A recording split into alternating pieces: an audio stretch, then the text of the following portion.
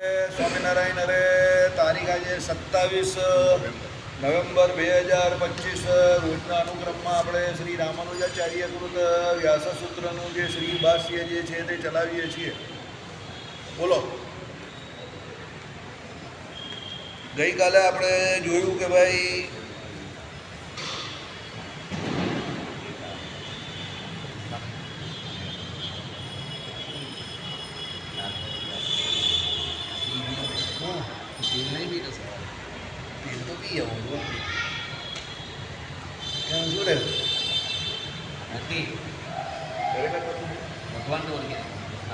શું બોલી આપણે સરસવનું તેલ કેટલું બાકી? સરસવનું તેલ આટલું જ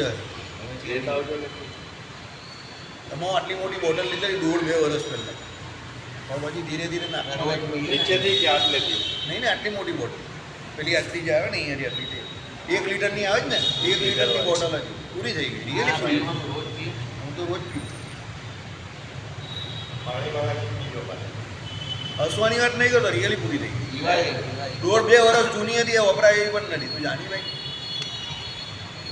ચાલો, ગઈકાલે આપણે જોયું કે ભાઈ પ્રત્યેક આત્માનું સ્વરૂપ જે છે તે હું જ છે. જે એમ કહી કે અહંકાર જે છે એમાં જે હું શબ્દ લાગે છે તે તો અનાત્મા ભૂત દેહમાં અહંભાવ કરનાર કારણ તે અહંકાર કહેવાય છે. આ અહંકાર શબ્દની અભૂત તદભાવના અર્થમાં ચવી પ્રત્યય લગાવીને પ્રત્યય વ્યુત્પત્તિ જાણવી તે આપણે ગઈકાલે જોયું કે ભાઈ અભૂત તદભાવના એટલે શું? તો ભાઈ પાણીનીનું સૂત્ર છે અને એમાં શું કહ્યું છે? દેહાદિ અનાત્મા તેને પદાર્થને માનવો, અર્થાત જે આત્મા નથી, દેહાદિ અનાત્મા પદાર્થ તેને આત્મા માનવો એવો અર્થ નીકળે છે. બરાબર? એટલે કહેવાનો મતલબ શું છે? પ્રાકૃત સ્થળે એ પ્રત્યય લાગતા જે અહમ નથી તેને અહમ કરવું, એટલે અર્થાત જે આત્મા નથી એટલે દેહાદિ અનાત્મા પદાર્થ તેને આત્મા માનવો એવો અર્થ નીકળે છે. એટલે અવિદ્યાએ કરીને કે ભાઈ આપણી એમ કહી કે અજ્ઞાને કરીને આપણે અહંકારે કરીને જે શરીરને વિશે અહમપણું કહીએ છીએ તેની અહીંયા વાત કરી છે. બાકી વસ્તુતાએ અહમ પ્રત્યય જે છે તે આત્માને લાગે છે. આ જ અહંકાર જે ઉત્કૃષ્ટ જનના અપમાનનું કારણ બને છે અને જેનું બીજું નામ ગર્વ છે તેને શાસ્ત્રોમાં વારંવાર ત્યાજ્ય કહ્યો છે. અહંકારનો ત્યાગ જ કરી દેવાનો છે. ગર્વ જે છે એ કોઈ પણ બાબતમાં નહીં રાખવાનો, ફક્ત ને ફક્ત એક જ ગર્વ રાખવાનો છે કે હું ભગવાનનો દાસ છું, હું ભગવાનનો સેવક છું અને ભગવાન મારા સ્વામી છે. બસ આના સિવાય બીજો કોઈ ગર્વ રાખવાનો નથી. આના સિવાય બીજો કોઈ અહંકાર પણ રાખવાનો નથી. બરાબર? હું ભગવાનનો દાસ છું એમાં પણ અહંકાર પણ એવો નહીં હોવો જોઈએ કે હું જ દાસ છું, હું ભગવાનનો દાસ છું એવો. એમ હું એકલો નહીં પાછો, નહીં તો પછી એમાં પણ લોકો ઝઘડો કરે કે હું જ ભગવાનનો દાસ છું, તો બીજા કોણ છે? મેં જ ભગવાનને ઓળખે. બરાબર? પાછા કહી કે અમે જ ભગવાનને ઓળખીએ, અમારા જેવા બીજા કોઈ ઓળખે નહીં. બરાબર? એવું નહીં, હું ભગવાનનો દાસ છું, બસ એટલી જ વાત. એટલે અહંકાર જે છે જેને કરીને આ દેહને વિશે અહમ બુદ્ધિ થાય છે, એને કરીને દેહાત્મભૂત બુદ્ધિથી દેહની ઉપલબ્ધિ કે દેહથી થયેલા કાર્યને કારણે પેલો અહમ અહમ અહમ હું પ્રત્યય જે દેહને લગાવે છે તે એનું અજ્ઞાન છે. બાકી વસ્તુતાએ અહમ શબ્દ જે છે, હુંપણું જે છે તે કોને લાગે છે? આત્માને લાગે છે. માટે બાધક રહિત જે અહમ બુદ્ધિ છે તે સાક્ષાત આત્માને જ લાગે છે. અહંકારને જે અહમ બુદ્ધિ લાગે છે કે હું પ્રત્યય લાગે છે તે તો બાધકવાળો છે, બાધવાળો છે, એ તો ગર્વ કયો છે. બરાબર? એને ટાળવાનો છે. પણ બાધક રહિત એટલે કોઈ પણ પ્રકારનો બાધક કોઈનામાં નથી એવો જે અહમ બુદ્ધિ છે તે આત્માને લાગે છે. અને શરીર પરત્વે જે અહમ બુદ્ધિ છે તે અવિદ્યા છે એમ ભગવાન પરાશરે કહ્યું છે. શરીર પરત્વે જે અહમ બુદ્ધિ એટલે શરીરને વિશે જે આપણે અહમ બુદ્ધિ થાય છે કે હું શરીર છું, શરીરના સંબંધીઓને વિશે જે અહમ બુદ્ધિ થાય છે તે તો પરાશર મુનિએ શું કહ્યું છે? અવિદ્યા છે એવું કહ્યું, અજ્ઞાન છે. બરાબર? ભગવાને અંત્યના વચનામૃતમાં પણ અવિદ્યા શબ્દ વાપર્યો છે. બરાબર? અવિદ્યા શબ્દ ભગવાને પણ વાપર્યો છે. કોના માટે વાપર્યો છે? કે ભાઈ ભગવાનનો ભક્ત હોય એને પોતે પોતાના ઘરમાં જે બીજા ભક્તો હોય, પોતાના ભાઈ બાંધવો એને વિશે જે હિત થાય, એક તો શરીરનો સંબંધી હોય એનું હેત હોય અને બીજું ભગવાનનો ભક્ત હોય એનું મહાત્મ્ય કરીને પછી એને હેત થાય. તો એ હેત એને ટળતું નથી અને એ જન્મ મરણનું કારણ બને છે. એટલે પોતાના શરીરના સંબંધી સત્સંગી હોય તો પણ એનામાં બહુ હેત ન રાખે.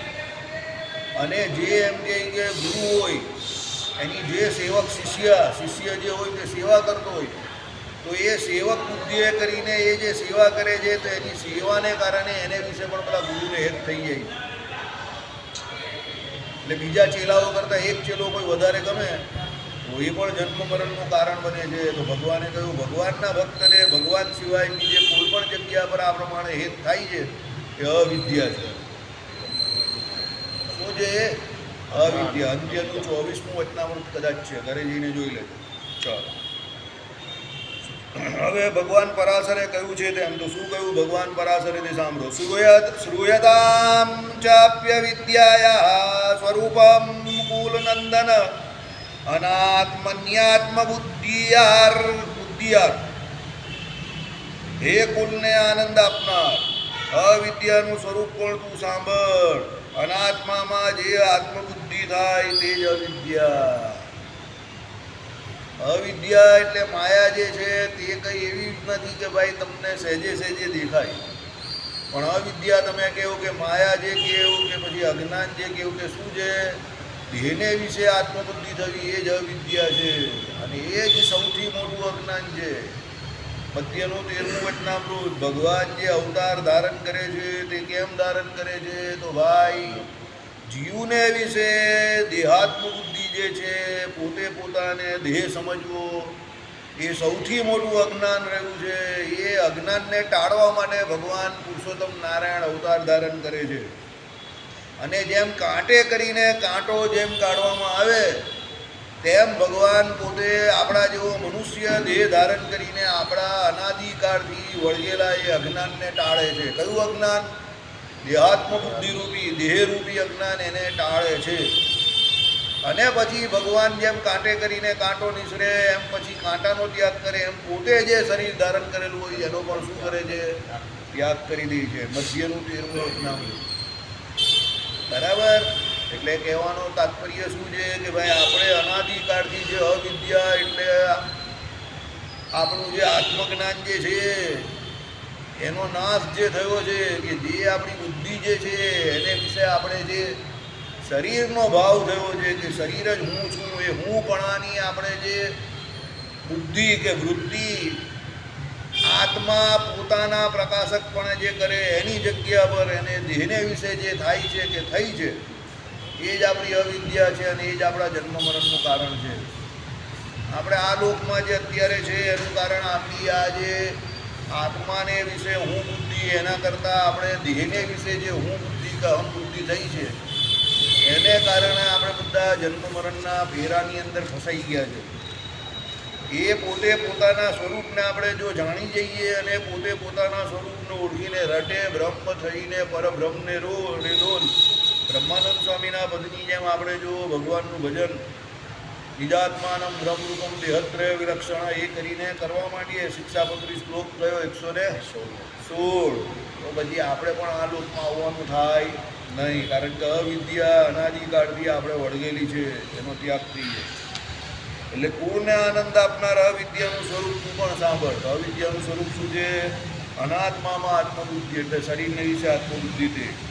જો આત્મા તે કેવલ જ્ઞપ્તિ એટલે સંવિત જ્ઞાન જ હોત તો અનાત્મામાં આત્માભિમાન થતા શરીરમાં કેવલ જ્ઞપ્તિનું જ ભાન થાત, જ્ઞાતૃત્વનું ભાન ન થાત. માટે જ્ઞાતા જે અહમ પદાર્થ છે તે આત્મા જે કહ્યું છે કે એટલે શું કહ્યું કે ભાઈ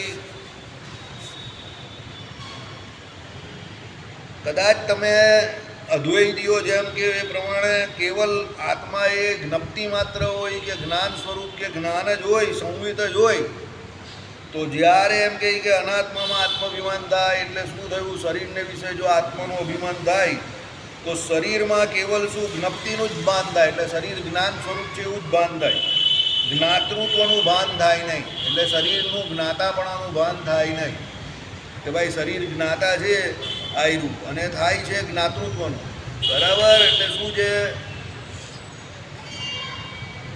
શરીરમાં આપણે જ્ઞાતાપણાનું ભાન થાય નહીં કે ભાઈ હું જોનાર છું કે હું સાંભળનાર છું તો સાંભળનાર છું, જોનાર છું, એ શું છે? જ્ઞાતાપણાનું ભાન છે શરીરને વિશે. જો હવે અદ્વૈતીઓ કે એ પ્રમાણે આત્મા ફક્ત જ્ઞપ્તિ માત્ર કે જ્ઞાન સ્વરૂપ જ હોય તો આ પ્રમાણે આપણે જ્ઞાતાપણાની ભીતિ થતી હોય નહીં. પણ હકીકતમાં વસ્તુતઃ આત્મા કેવો છે? જ્ઞાન સ્વરૂપ તો છે જ, પોતે પોતાને ઓળખે એવો, પણ એ પોતે જ્ઞાતા પણ છે, એટલે એ બીજા વિષયોને ઓળખે છે. એટલે એ શરીરમાં આત્મા જે તે ઇન્દ્રિયોએ કરીને જે તે કાર્ય કરે છે તે રૂપે કહેવાય છે, એની ઓળખાણ થાય. સાંભળે ત્યારે શ્રોતા થઈ જાય, બોલે ત્યારે વક્તા થઈ જાય, બરાબર. એ જ પ્રમાણે ધ્યાન કરે ત્યારે ધ્યાતા થઈ જાય, બરાબર. એ જ પ્રમાણે જે તે ઇન્દ્રિયોનો જે તે વિષયે ભોગવે ત્યારે તે રૂપે કરીને શાસ્ત્રોમાં એ આત્માનું વર્ણન કરેલું હોય. હવે એ જે એનું વર્ણન કરેલું છે તે એના જ્ઞાતાપણાનું સૂચક છે, સમજો. એના હુંપણાનું એકલાનું સૂચક નથી. હું એકલો તો એ આત્મા પોતે પોતાને જ ઓળખે છે, પણ જ્ઞાતાપણે જ્યારે એ વર્તે છે ત્યારે સાંભળે છે. તો શું સાંભળે છે? અત્યારે તમે સાંભળો છો તો કોને સાંભળો છો? અહીંયા જે ચાલે એને સાંભળો છો ને. એટલે તમારાથી જુદા વ્યક્તિને સાંભળી રહ્યા છો કે ભાઈ હું જે વક્તા તરીકે બોલી રહ્યો છું તો હું કોને સંભળાવી રહ્યો છું? તો મારાથી બીજા વ્યક્તિને સંભળાવી રહ્યો છું. હવે હું જ્યારે આમાંથી વાંચી રહ્યો છું તો હું મારી આંખનો ઉપયોગ દ્રષ્ટા તરીકે કરું છું. દ્રષ્ટા એટલે જે જોનાર છે એ તરીકે. તો હું દ્રષ્ટા છું, તો સામે જે વિષય છે એના પ્રતિ હું દ્રષ્ટા છું, એને હું જોઈ રહ્યો છું. કોને? આ શ્રીભાષ્યની બુક જે છે, ચોપડી છે એને.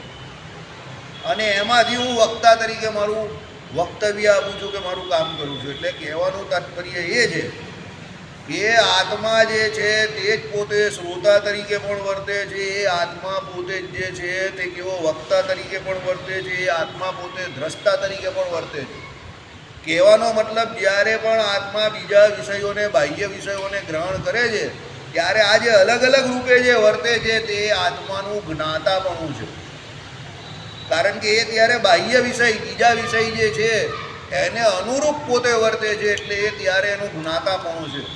હવે જો અદ્વૈતીઓ કે એ પ્રમાણે આત્મા જ્ઞાતા ન હોય અને ફક્ત જ્ઞપ્તિ માત્ર હોય તો આવું બધું કંઈ શક્ય જ નહીં થાય. આઈડિયા આવે જ તમને? જ્ઞપ્તિ માત્ર એટલે શું છે? જ્ઞાન સ્વરૂપ એટલે પોતે પોતાને ઓળખે તે. એના જ્ઞાતાપણાની જો વાત જ નહીં હોય કે આત્મામાં જ્ઞાતાપણું પણ રહેવું છે, એટલે બીજા વિષયને જે ઓળખે છે એવું જ્ઞાતાપણું પણ જો એનામાં રહેવું છે, એ જો ન હોય તો આ બધું શક્ય જ નહીં થાય કંઈ પણ. એટલે શું કહ્યું અહીંયા?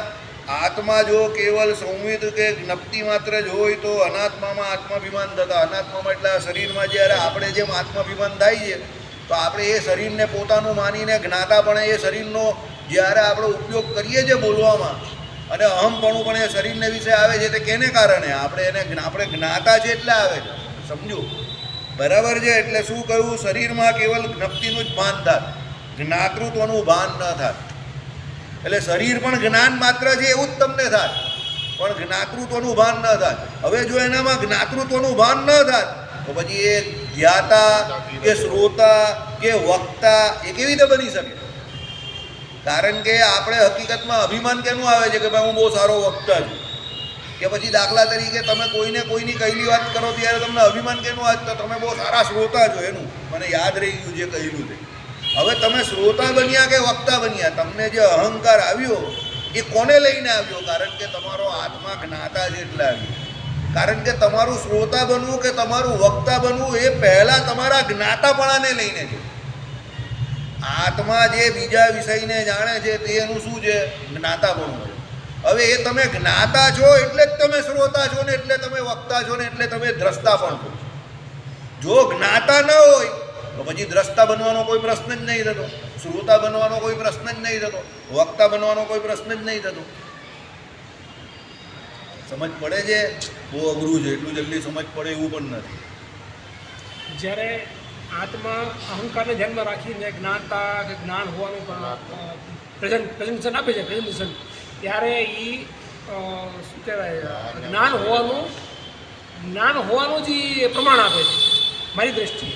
બોલો બોલો, તમારી દ્રષ્ટિએ તમે જે કહેવા માંગો તો બોલો. જ્યારે એ આત્માનું હું પણ બતાવે છે ત્યારે હુંકાર બોલે છે ખરો, પણ હું જાગ્યો, હું ઉઠ્યો, હું સૂતો હતો, એમાં બોલે ત્યારે હુંકાર એ આત્માને નહીં બોલે છે. પણ જ્યારે હું જ્ઞાની છું, હું બુદ્ધિમાન છું એવું જ્યારે પ્રેઝન્ટ કરે છે ત્યારે અહંકાર લઈને કરે છે. અને એ અહંકારમાં રહેલું જે જ્ઞાન છે એને હાથ એટલે અહંકાર એટલે જ્ઞાનનો એ અહંકાર કરી રહ્યો છે. એટલે એમાં એકચ્યુઅલ વસ્તુ એવી નથી ભાઈ, સમજો. એકચ્યુઅલ વસ્તુ તો એનું લક્ષણ જ છે આત્માનું. આત્મા જે જ્ઞાન સ્વરૂપ છે તે જે જ્ઞાન સ્વરૂપ છે એ આત્માનું લક્ષણ છે. કે હું પોતે પોતાને ઓળખું એનું લક્ષણ છે. તો એની સાથે નૈસર્ગિક રીતે એનું જ્ઞાતાપણું જે છે તે પણ એનું લક્ષણ જ છે. પણ એ અહંકારથી અભિમાન કરી રહ્યો છે. મારી વાત સાંભળો, તમે બ્રેક નહીં કરો. તમે મારી વાત સાંભળો. આત્મા જ્ઞાન સ્વરૂપ છે તે એના સ્વરૂપનું લક્ષણ છે જ. પણ એની સાથે એનું જ્ઞાતાપણું હોવું એ પણ એનું લક્ષણ જ છે. સમજો કેવી રીતે કે દીવો જ્યારે સળગે ત્યારે એ દીવો પોતે પોતાને તો પ્રકાશમાન કરે, એટલે તમારે એ દીવાને જોવા માટે બીજી કોઈ વસ્તુની પ્રકાશિત વસ્તુની જરૂર નહીં પડે.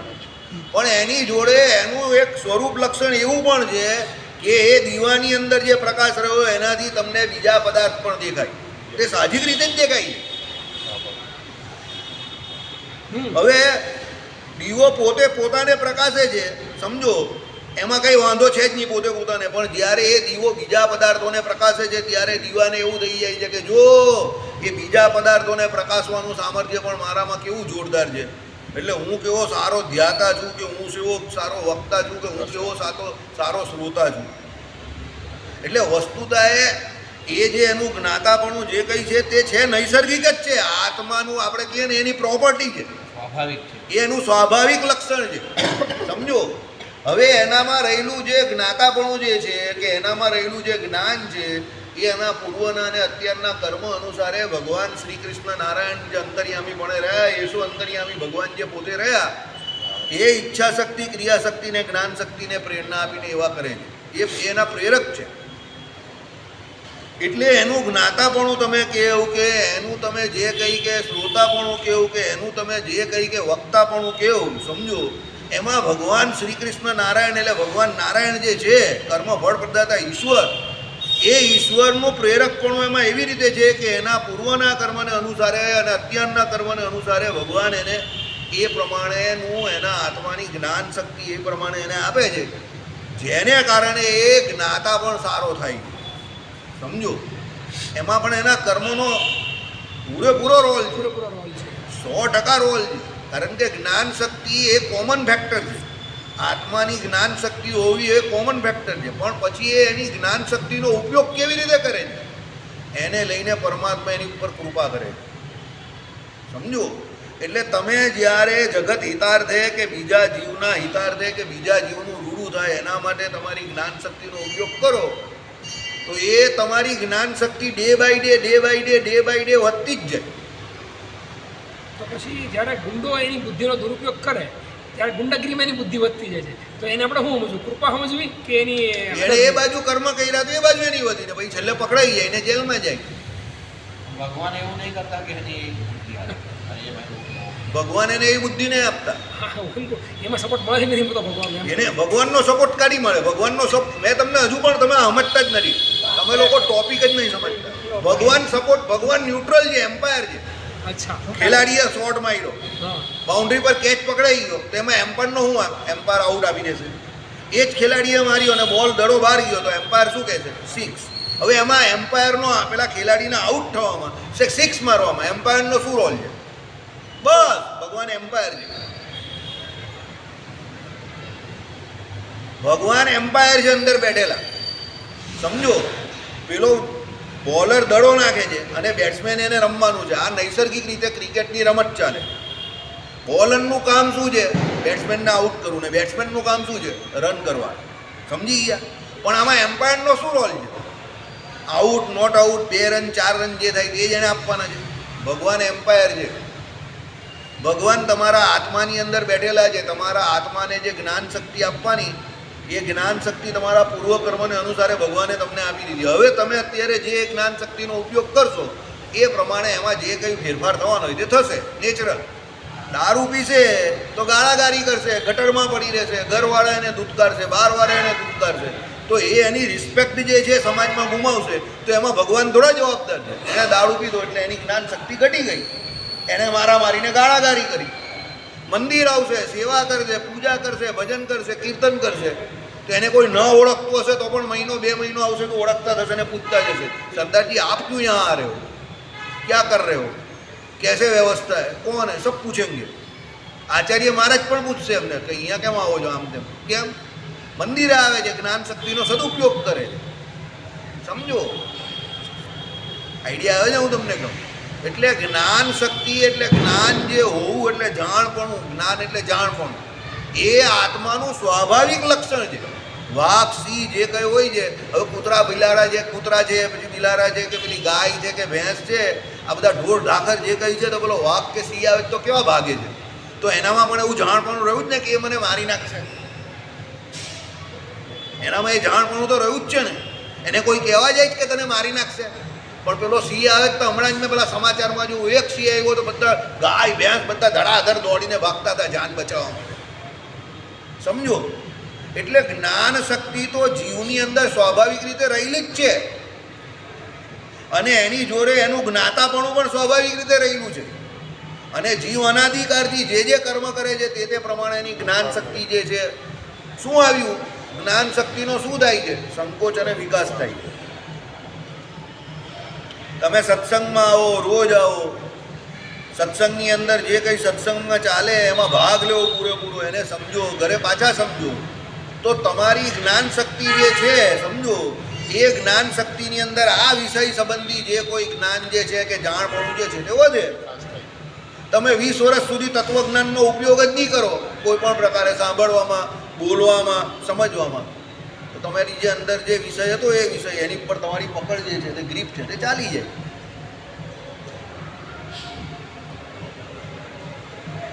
સમજ પડી કે નહીં પડી?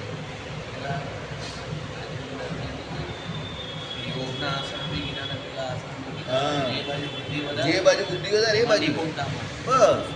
એટલે જ્ઞાન શક્તિ જે છે કે જ્ઞાન જે છે તે તો આત્માનું કોમન ફેક્ટર છે. એ દિવસથી આપણે શું ચાલે છે, પણ જે વિષયમાં એનું જ્ઞાન જે છે એનો એ ઉપયોગ કરે છે તે વિષયમાં એ આગળ વધે. ભગવાન તો એમ્પાયર જેવા છે, હા હા યસ યસ કર્યા કરે, પછી એ જેવું કર્મ કરે છે નેગેટિવ કે પોઝિટિવ એ પ્રમાણે છેલ્લે એમ્પાયર ડિક્લેરેશન આપે. હિરણ્ય રાવણ હતો તેનામાં બુદ્ધિ થોડી ઓછી હતી, બુદ્ધિ તેનામાં સારી હતી, પણ એનામાં બુદ્ધિની અંદર તમોગુણને કારણે શું આવી ગયેલું, સ્વતંત્રપણું આવી ગયેલું. એટલે એણે શું કરવું હતું કે ભાઈ એ પોતે પોતાને સ્વતંત્રપણે ઈચ્છતો હતો કે હું આખા બ્રહ્માંડનો રાજા છું, અધિપતિ. અરે આખા બ્રહ્માંડનો કા, દેવતાઓ બ્રહ્માંડનો જ આખા રાજા છું એવું જ કહેતો હતો. હિરણ્ય કશુપી પોતે ભગવાન તરીકે પૂજાતો હતો, એને પોતાની મૂર્તિઓ બનાવડાવે. સમજો, તો કહેવાનો મતલબ એ લોકોમાં સામર્થ્ય થોડું ઓછું હતું, પણ ભગવાને એ લોકોને તપ કર્યું, આ તે કર્યું, તેનું ફળ તો ભગવાને આપ્યું જ ને. અને એના તપના પ્રતાપે કરીને જ એ લોકો આટલા સમય સુધી રાજા રહ્યા ને, અને આખી સૃષ્ટિને એ લોકોએ નિયંત્રણમાં પણ રાખીને, સમજો, તે કેને કારણે, એના તપના પ્રતાપે. એ તપ શું હતું, એનું કર્મ હતું. સમજો, એટલે તમે જેવું કર્મ કરો છો એ પ્રમાણે કર્મ ફળ બધાતા ઈશ્વર તમને પછી છેલ્લે મારવો કે ટાળવો એ ભગવાન નક્કી કરે પછી તમારા કર્મને અનુસાર. બરાબર? એટલે અહીંયા એ કહ્યું છે કે ભાઈ આત્માનું જ્ઞાતાપણું જે છે, જેને કારણે એને ધ્યાતા કયો છે કે જ્ઞાતા કયો છે કે શ્રોતા કે વક્તા કયો છે, તો એને કારણે આ બધું સિદ્ધ થાય છે. જો આત્મા ખાલી જ્ઞપ્તિ માત્ર કે જ્ઞાન સ્વરૂપ જ હોય, જે પેલા લોકો કે એ પ્રમાણે જ્ઞાન જ હોય, અદ્વૈતીઓ કે એ પ્રમાણે, તો પછી એના અહંકારને લીધે જે કોઈ આ જ્ઞાતાપણામાં જે એનો લક્ષણ છે એની કોઈ મગજમારી જ નહીં હોય એને, કે હું સારો વક્તા છું કે હું સારો ધ્યાતા છું કે હું સારો, એ મગજમારી એ કરે જ નહીં. સમજો, બરાબર? પણ એકચ્યુઅલી આત્મા જ્ઞપ્તિ માત્ર નથી, જ્ઞાન સ્વરૂપ નથી, જ્ઞાતા પણ છે, અને એનું સ્વાભાવિક લક્ષણ છે, એ આત્માનું લક્ષણ છે. પણ એમાં પેલો અહંકાર જે કરે છે તે ખોટો કરે છે. એમાં અહંકાર કરવાની જરૂર નથી, નહીં તો એ ઘટી જશે. આપણે અહીંયા શાંતિથી બેઠેલા છે, હવે અહીંયા જ કોઈ પીધેલો માણસ કેવો કોઈ આવી જાય તો ઉદ્વેગ આપણે થાય જ ને કે ભાઈ આને ભગાવતો હતો અહીંયાથી. સમજો, કેમ? હવે એ પીને તો એ આવેલો છે, તો આપણે શું કામ મગજમારી થાય કે આપણે અહીંયા સ્થિર શાંતિથી સત્સંગ કરવા બેઠા છે, એમાં એ વચ્ચે શું કરે છે, ઇરિટેશન કરે છે. બરાબર? ચાલો, માટે પ્રત્યક્ષ સિદ્ધ હોવાથી પૂર્વોક્ત માટે જ્ઞાતા જે અહમ પદાર્થ તે જ આત્મા છે એમ કહ્યું છે. માટે પ્રત્યક્ષ સિદ્ધ હોવાથી પૂર્વોક્ત ન્યાય અને શાસ્ત્રના પ્રમાણથી અને અવિદ્યાના યોગે કરીને આત્મા તે જ્ઞાતા હું એવે રૂપે ભાસે છે. વળી કહ્યું છે, બરાબર, શરીરમાં જ્ઞાતૃત્વની ભ્રાંતિ થવાથી. જો શરીરમાં જ્ઞાતૃત્વની ભ્રાંતિ થવાથી સમજો, એકચ્યુઅલી એ આત્માનું સ્વરૂપ એવું છે કે જે પોતે જ્ઞાતા રૂપે વર્તે છે, પણ એના શરીરમાં એ જ્ઞાતૃત્વની ભ્રાંતિ લાવે છે કે આ શરીર જે છે તે જ્ઞાતૃત્વની પોતે બહુ મોટો જ્ઞાતા છે, એમ પોતે પોતાના શરીરને બહુ મોટો જ્ઞાતા સમજે છે. એનું શું છે? અવિદ્યા છે, એ અજ્ઞાન છે. તમે જે કેવું છો કે હું આમ છું ને તેમ છું, એનું અજ્ઞાન જ છે. કારણ કે એ દરેક જગ્યા પર એ જે શબ્દનો ઉપયોગ કરે છે તે કોનો કરે છે? શરીરનો કરે છે. પણ વસ્તુતા એ જ્ઞાતાપણું છે કોનું? આત્માનું છે, જીવનું પોતાનું. સમજ પડે છે કે નહીં પડતી? ચાલો, શું કહ્યું? માતે પ્રત્યક્ષ સિદ્ધ હોવાથી પૂર્વોક્ત ન્યાય અને શાસ્ત્રના પ્રમાણથી અને અવિદ્યાના યોગે કરીને, જો અવિદ્યાના યોગે કરીને આવ્યું ને, અવિદ્યાના યોગે એટલે માયા કે અજ્ઞાનના યોગે કરીને શું કરે છે? આત્મા તે જ્ઞાતા હું એવે રૂપે ભાસે છે. વળી એમ કહ્યું છે એટલે શું કહ્યું? આત્માને જ્ઞાતાપણે કરીને કહ્યું. કોણે કહ્યું? અહીંયા અદ્વૈતીઓએ કહ્યું, બરાબર. પણ વસ્તુતા એ શું છે? એ આત્મા પોતે જ્ઞાતા છે જ. ચાલો, એટલે એ લોકોએ જે એવું કહ્યું કે આત્મા તે જ્ઞાતા, એ કેમ? શરીરમાં જ્ઞાતૃત્વની ભ્રાંતિ થવાથી, કે શરીરને વિશે જ્ઞાતૃત્વની ભ્રાંતિ થઈ અને આ શરીર જે છે તે જ્ઞાતાપણે વર્તે છે, એને એવું થાય છે. વસ્તુતા એ શરીર જ્ઞાતાપણે નહીં વર્તતું, આત્મા જ્ઞાતાપણે વર્તે છે. અને શરીરને વિશે જે જ્ઞાન શક્તિ છે તે કોની છે? આત્માની છે. જો શરીરમાં જ જ્ઞાતાપણું હોય તો પેલો આત્મા નીકળી જાય પછી પણ શરીર હાલવો ચાલવો જોઈએ ને, સાંભળવો જોઈએ, ક્રિયા કરવો જોઈએ ને. તો મૃત વ્યક્તિ કેમ કંઈ કરી નહીં શકતો? સમજો, કારણ કે દાખલા તરીકે કોઈ જીવતો માણસ હોય, રાત્રે સૂઈ ગયો હોય અને તમે એને ઉઠાડો તો એ ઉઠી જાય. કેમ? એનામાં જ્ઞાતાપણું રહ્યું છે એટલે એ ઉઠે છે. કારણ કે એ શ્રોતા બની શકે છે એટલે એ ઉઠે છે. પણ મૃત વ્યક્તિ હોય તેને તમે બૂમ પાડો તો ઉઠે છે? કેમ નથી ઉઠતો? કારણ કે એની અંદર જીવ નથી. એટલે તમને એવું લાગે કે ભાઈ શરીરમાં જ્ઞાનપણું રહ્યું છે, કે શરીર પોતે જ્ઞાતાપણે વર્તે છે, તો એનું આ બેસ્ટ ઉદાહરણ છે. શરીર જ્ઞાતા નથી, આત્મા જ્ઞાતા છે. કેમ? જો શરીર જ્ઞાતા હોય તો પેલો આત્મા નીકળી ગયો હોય તો શરીર તો અહીંયા હોય છે, તો પેલાને ઉઠાડે તો ઉઠી ગયો જોઈએ ને. ઉઠતો નથી. કારણ કે જ્ઞાતાપણું પણ કોનું? આત્માનું જ લક્ષણ છે. અને એ શ્રોતા જે બને, તમે બૂમ પાડો અને એ શ્રોતા તરીકે જે જવાબ આપે ને ઉઠે, તો એ કોને કારણે? પેલો આત્મા હાજર છે એને કારણે. એટલે આત્મા જ્ઞાન સ્વરૂપને જોડે જ્ઞાતા પણ છે. સમજ પડે છે? એટલે શરીરને વિશે જે ભ્રાંતિ એવી થાય છે કે હું હોશિયાર છું, કે હું શ્રોતા છું, કે હું વક્તા છું, હું બહુ સારો વક્તા છું, એવું જે ભ્રાંતિ થાય છે, એ શરીરને વિશે જે ભ્રાંતિ થવી એ એકચ્યુઅલી આત્માનું જ્ઞાતાપણું છે. એને શરીરને વિશે જ્ઞાતાપણું માને છે, એને લઈ. હવે સમજ પડી? આ જે જવાબ. ચલો, આત્મા ધ્યેય, ઇન્દ્રિય, મન, પ્રાણ અને બુદ્ધિ થકી જુદો છે. આવી ગયો ભૂમિકાનો ટોપિક. આત્મા જે છે તે શું છે? દેહ નથી. એટલે આ 24 તત્વનું જે શરીર જે છે, સ્થૂળ સૂક્ષ્મને કારણ, એ દેહ પોતે શરીર, એ શરીર પોતે આત્મા નથી. કેમ? જો એ આત્મા પોતે શરીર હોય તો જ્યારે પણ કોઈ વ્યક્તિ મૃત થઈ જાય છે તો ત્યારે એમ કહે કે એ હલન ચાલન કે બીજી કોઈ દૈહિક ક્રિયા કરી શકતો નથી. હવે જો એ દેહની અંદરથી એવું કોઈ તત્વ નીકળી ગયું છે જેને કારણે એ પહેલાં હલનચલન કે દૈહિક ક્રિયા કરતો નથી, એ શું છે? આત્મા છે. એટલે આત્મા દેહથી કેવો છે? સંપૂર્ણપણે જુદો છે. પછી આવે ઇન્દ્રિયો. ભાઈ ઇન્દ્રિયો કેટલી છે આપણી? 10 ઇન્દ્રિયો ને 11મું મન, 4 અંતઃકરણ, બરાબર છે. હવે એ ઇન્દ્રિયો પણ આત્માપણે નથી. કેમ?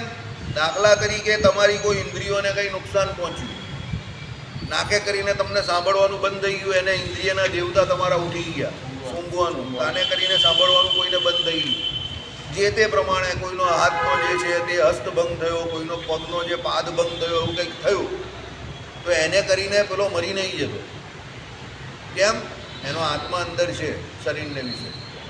જો એ આત્મા ત્યાંથી નીકળી ગયો તો પેલો નીકળી જાય. બાકી ઇન્દ્રિય ભંગ થાય, કોઈ પણ શરીરના કોઈ પણ અંગમાંથી કોઈ ઇન્દ્રિય કામ કરતી બંધ થાય, એને કરીને માણસ મરી નહીં જતો. બરાબર? નાક વગરનો પણ જીવે છે, કાન વગરનો પણ જીવે છે, બરાબર? બધી જે કોઈ ઇન્દ્રિયોમાં જે કંઈ નુકસાન થાય તો પણ પેલો જીવે છે, બરાબર? ચલો, દેહ, ઇન્દ્રિય, મન. ઘણા લોકો મનને કરીને બહુ વીક હોય છે. મન બહુ વીક એટલે બહુ વીક. મેં ઘણાની એવા જોયા છે. અરે સીધે સીધું એને બોલવાનું હોય ને આવડતું હોય તો પણ પેલા અમુક માણસ અભી આમ તેમ કરીને જરા પૂછે એટલે પેલો ગભે પેપે થઈ જાય. કેમ? મનના દેવતા કોણ છે? ચંદ્ર દેવતા છે. અને એ ચંદ્ર દેવતા જ્યારે પણ નીચ રાશિમાં બેઠેલા હોય કે એ ચંદ્ર જોડે રાહુ કા કેતુ કોઈ પાપ ગ્રહ કા શનિ બેઠેલો હોય એટલે એ માણસના ચંદ્રનો પાવર જે છે તે બધો ચાલ્યો છે. હવે એ મન જે છે તે આત્મા નથી. કેમ?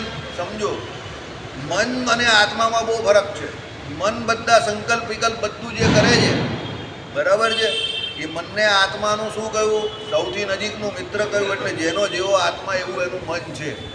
પણ વસ્તુતા એ મન બુદ્ધિ ચિત્ત ને અહંકાર જે 4 અંતઃકરણ ગયા એ 24 તત્વ જે છે માયાના એના બનેલા છે. અને આત્મા તો કેવો છે? દિવ્ય છે. આત્મા પોતે કોઈ સંકલ્પ નહીં કરતો. સંકલ્પ કોણ કરે છે?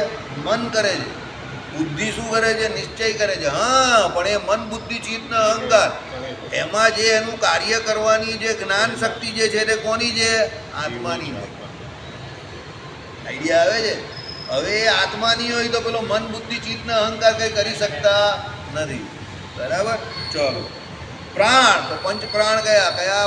પ્રાણ અપાન યાન ઉડાન અને સમાન. બરાબર? એ પંચ પ્રાણ જે છે તે, બરાબર, એટલે એ પણ આપણા બોડીની અંદર જ રહ્યા છે. અને બુદ્ધિ તે કેમાં? મન બુદ્ધિ ચિત્ત અને અહંકાર. તો બુદ્ધિને તો ભગવાને કાર્યાણીના વચનામૃતમાં કેવી કહી?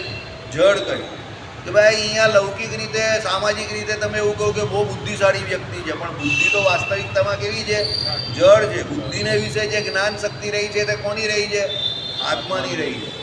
એ તો જેનો આત્મા જેટલો બળ્યો એની બુદ્ધિ પણ એટલી જોરમાં ચાલે. સમજો, તમારી જેટલી ઉપાસનાની દ્રઢતા, તમે જેટલું ભગવાનનું ભજન કરો અને ભગવાનનો તમને જેટલો આશરો, એટલું બધી તમારી ઇન્દ્રિયો અંતઃકરણને બધું તમારું વ્યવસ્થિત ચાલે. બરાબર? તમારા જેટલા આશરામાં પોલ, ઉપાસનામાં પોલ કે લોચમ લોચે લોચા, એટલા તમારા બધા જે કોઈ ઇન્દ્રિયો અંતઃકરણ જે બધા છે તે બધા થરથર થરથર ધ્રુજે કે ડરે કે આમ તેમ થાય. એટલે કહેવાનું તાત્પર્ય એક જ છે કે ભાઈ આ બધાનો ઉપરી જે છે આખા શરીરમાં એ કોણ છે? આત્મા પોતે છે. મહારાજે ના કહ્યું કે આ દેહરૂપી કાયારૂપી નગરીને વિશે એ આત્મા જે છે તે કેના જેવો છે? રાજા જેવો છે. એ આ દેહને જેમ ધારે એમ વર્તાવી શકે એવો છે. પણ એ હોશિયારો થઈ જાય અને કાયારૂપી નગરીને વિશે હોશિયારો થઈ જાય અને પેલો રાજા નપુંસક હોય અને પછી એમ કે એને ત્યાં કોઈ સંતાન થાય નહીં, અને પછી એ દેશમાં બીજા બધા પણ નપુંસક હોય તો કોઈના થકી સંતાન થાય નહીં. એટલે ઇન્દ્રિયો અંતઃકરણ જે છે તે આડાવડા કેમ ચાલે? પેલો રાજા આત્મા જે છે તે હોશિયારો થઈ જાય એટલે. બાકી આત્મા જેનો મજબૂત હોય એના તો ઇન્દ્રિય અંતઃકરણ પણ નિયંત્રણમાં રહી છે. અનન્ય સાધન છે. અનન્ય સાધન, અન્ય સાધન નહીં, અનન્ય. અનન્ય એટલે એક જ સાધન છે. નિત્ય છે. નિત્ય છે એટલે પહેલાં પણ હતો, અત્યારે પણ છે અને આના પછી પણ રહેશે. ભૂત ભવિષ્ય અને વર્તમાન 3 કાળમાં એ આત્મા હતો, છે અને રહેવાનો છે. નિત્યો નિત્યાનામ. અનાદિ છે. બરાબર? વ્યાપ્ત છે. કોને વિશે વ્યાપ્ત છે? શરીરને વિશે વ્યાપ્ત છે. આપણું શરીર જે આપણું છે એને વિશે વ્યાપ્ત છે. હવે જેનું જેટલું શરીર એટલી એની વ્યાપ્તિ. બરાબર? હવે આપણું શરીર જે છે તે કેવું છે? તો નખથી શિખા પર્યંત એ આત્મા કેવો છે? વ્યાપીને રહ્યો છે મનુષ્ય શરીરમાં. પણ શ્રી કૃષ્ણ ભગવાને અહીંયા ગોવર્ધન પૂજા કરાવી અને ઇન્દ્રની પૂજા શું કરી નાખી? બંધ કરાવી. હવે ઇન્દ્ર તો સ્વર્ગલોકમાં બેઠેલા હતા અને ભગવાને તો આ લીલા કા કરેલી? ગોકુળને વિશે કરેલી ને, ગોવર્ધનની પાસે કરેલી, ગોવર્ધન પર જ કરેલી. માનો ને, ગોવર્ધનજીને જ ભોગ ધરાવેલો ને ભગવાને.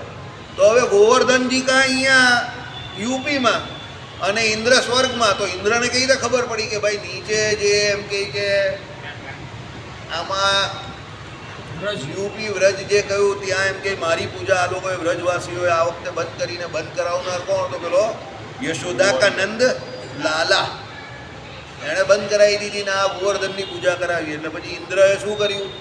12 મેઘ ખાંગા કરી નાખ્યા અને આખું જે વ્રજ હતું એને શું કર્યું? ડૂબાડી દીધું. પ્રયત્ન કર્યો ને એવો. હવે એને કેવી રીતે ત્યાં ખબર પડી? ત્યારે તો મોબાઈલ પણ નહીં હતો, વોટ્સએપ વોટ્સએપ પણ નહીં કરેલો, ઈમેલ ઈમેલ પણ નહીં પહોંચેલો, બીજું તો કંઈ પહોંચે એવું છે?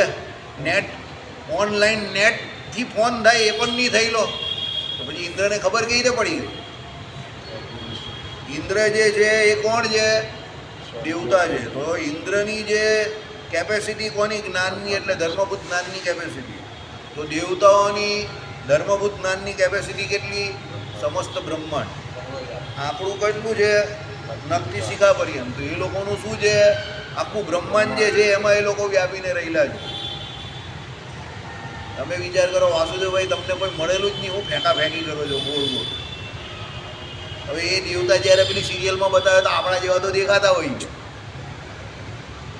બરાબર? અરે મોટા ભાઈ, સિરિયલમાં જે દેવતા બતાવે છે તે તો શાસ્ત્રોમાં જે પ્રમાણે લખેલા છે એ પ્રમાણે પેલો એને પિક્ચરાઇઝ કરે છે, છળ ઊભું કરે એ પ્રમાણે. બરાબર? એટલે એ પ્રમાણે એને બતાવે છે, એટલે એ તમને આપણા જેવા દેખાય છે, કારણ કે આપણામાંનો જ કોઈ એ દેવતાનો રોલ કરી રહેલો છે. પાત્ર તો કોઈ આપણામાંનો જ ભજવે છે ને, મનુષ્ય, સમજો, બરાબર? એટલે એમાં તમને કોઈ વિશેષતા કે વિવિધતા દેખાતી નથી. બાકી તમે પુસ્તકો વાંચો, શાસ્ત્રો વાંચો તો દેવતાઓમાં આપણા કરતાં ઘણી બધી વિશેષતા રહી છે. ભગવાને વચનામૃતમાં ન કહ્યું આપણું કયું શરીર છે? સ્થૂળ સૂક્ષ્મ ને કારણ. તો એ ઈશ્વરનું શું છે? વિરાટ સૂત્રાત્માને અવ્યાકૃત કહ્યું ને. હવે આપણું જે છે તે સ્થૂળ દેહ, એનો કયો છે? વિરાટ દેહ. તો વિરાટનો અર્થ શું થાય? બધું મોટું છે એ લોકનું આપણા કરતાં, બરાબર? એટલે જે દેવતાઓ જે છે એની અંદર જે કંઈ તમારે ગ્રહણ કરવાનું છે તે બધું કેવું છે? મોટું છે. આપણી કઈ અવસ્થા? જાગ્રત, સ્વપ્ન અને સુષુપ્તિ. એની કઈ અવસ્થા? હવે આપણે શુદ્ધાત્માને મને ખબર હતી. મગનદાઈમાં રાજા ગાય વજારી વાજા, તેમને જોઈને રે મગનદાઈમાં રાજા બધા ગોળ ગોળ ફરશે. સવારે તમે શું કરો? સવારે તમે કયું કરો? એની કઈ અવસ્થા આવે? આપણી કઈ અવસ્થા આવે? જાગ્રત, સ્વપ્ન અને સુષુપ્તિ. તો આપણી જાગ્રત અવસ્થા તો એ લોકની ભાઈ કઈ આવે? એ લોકમાં શું થાય પહેલું? હવે યાર આનાથી વધારે તો શું ચાલો? ઉત્પત્તિ, સ્થિતિ ને પ્રલય, બરાબર? એટલે આવી રીતે યાદ રાખવાનું. આપણું સ્થૂળ સૂક્ષ્મ ને કારણ, એનું વિરાટ સૂત્રાત્માને અવ્યાકૃત, બરાબર? આપણી કઈ? જાગ્રત, સ્વપ્ન ને સુષુપ્તિ. એની ઉત્પત્તિ, સ્થિતિ ને પ્રલય. આપણામાં કયા 3 ગુણ વર્તે? સત્વ, રજ અને તમ. એ લોકને પણ કયા વર્તે? એ રૂપે જ વર્તે, બરાબર? આપણામાં જીવ જે છે એની કઈ 3 કેટેગરી કઈ છે? સંજ્ઞા, નિત્ય, બદ્ધ અને મુક્ત. નહીં, આ ઉત્પત્તિ, સ્થિતિ, પ્રલયના હિસાબે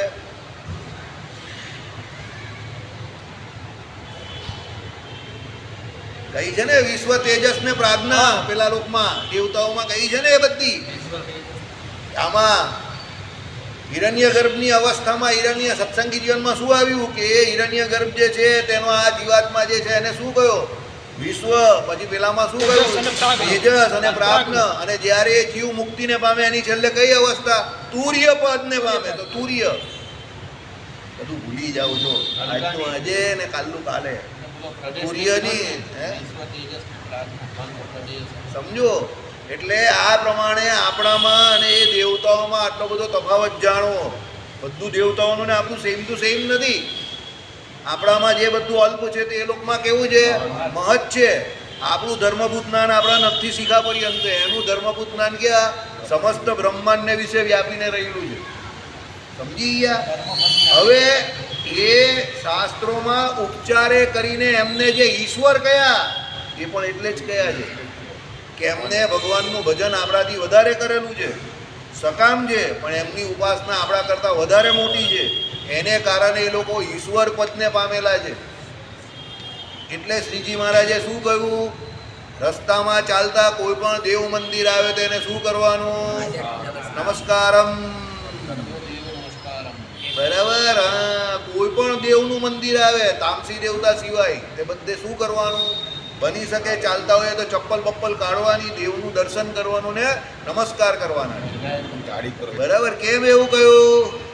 ભાઈ એ દેવતાઓ જે છે તે આપણા કરતાં વધારે ઐશ્વર્યવાળા છે, એમને આપણા કરતાં વધારે પુરુષોત્તમ નારાયણની ઉપાસના છે, હવે પેલો કહે કે મારા પતિવ્રતાપણાનો ભંગ થઈ જાય. અરે ભાઈ, એના દર્શન કરવામાં કોઈ ભંગ નહીં થતો. સર્વદેવ નમસ્કારમ કેશવમ પ્રતિ ગચ્છતિ, આવો ભાવ રાખો કે ભાઈ જે પણ કોઈ દેવને કરેલા નમસ્કાર કોને પ્રત્યે જાય છે? ભગવાન કેશવના પ્રત્યે જાય છે. મારા ઈષ્ટદેવ છે તેને પ્રત્યે જ જાય છે.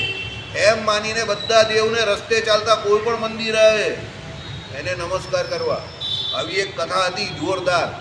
એક ભાઈ 25 કે 30 વર્ષથી હાઈવે ઉપર ગાડી ચલાવતો હતો, એનું એક પણ વખત એક્સિડન્ટ નહીં થયું. તો એને એક સાધુએ પૂછ્યું, ભાઈ તું કેટલા વર્ષથી ગાડી ચલાવે? તે 25 વર્ષથી. સાધુ વિચાર કરે. પછી એક એની જોડે ગયા, રાજસ્થાન કે બાજુની વાત. તો રસ્તે ચાલતા જેટલા પણ દેવ મંદિર આવે તે જ્યારે દરેક જગ્યા પર એ ગાડી ઊભી રાખીને દેવ દર્શન કરતો હોય. પછી પેલા સાધુની લાઈટ જપતી કે આનું કેમ કોઈ દિવસ એક્સિડન્ટ થતું નથી. તો એ એટલે પછી એને સાધુએ પૂછ્યું કે આ તારો નિયમ બહુ સારો છે.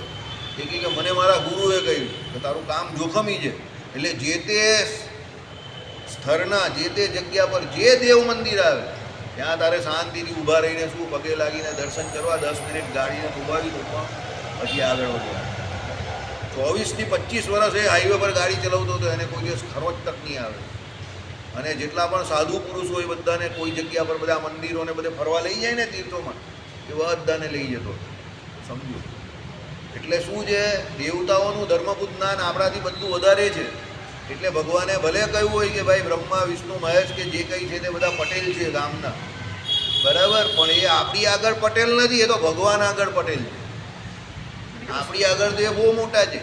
આપણે સમજવા માટે એ વાત કરેલી છે. એ તો ભગવાન પુરુષોત્તમ નારાયણની આપણે ઉપાસના, સારું એવું કહ્યું છે કે ભાઈ પતિવ્રતાની ભક્તિ કરવાની ને ઉપાસના એ ભગવાનની જ કરવાની છે. એટલે હવે પેલો અહીંયા આવીને ઉપાસના એની જ કરે છે, પણ પછી એ ખોટા ખંડન બંડનમાં પડવાનું નથી કે ભાઈ એ આવા છે ને પેલા તેવા છે ને પટેલ છે ને આમ છે ને તેમ છે ને ફલાણું છે ને ઢીંગું છે.